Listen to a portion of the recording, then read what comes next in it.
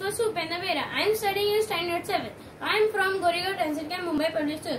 Today I am going to read lesson number 3.4 of English subject. Think before you speak.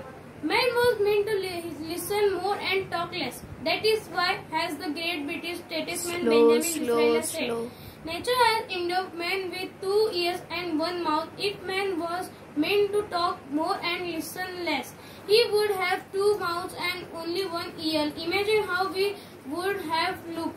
How strange with 2 mouths on the 2 sides and 1 ear at the center.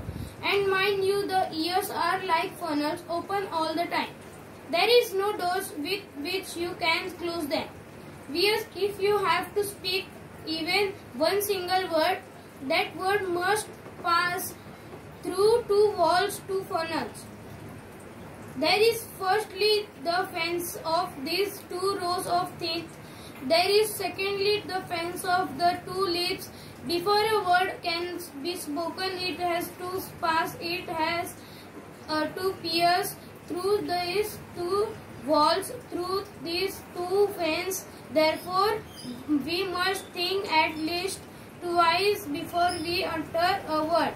A very wise man once remarked that of the unspoken word and word, you are a master. Of the spoken word, you are a slave. Once you have spoken a word, you cannot get it back.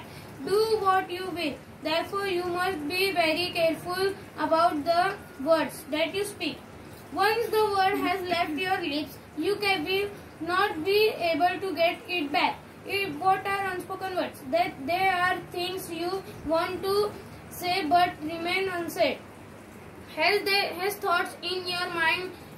Once you have put the thoughts into words, once the words have left your lips, you cannot change them or control them.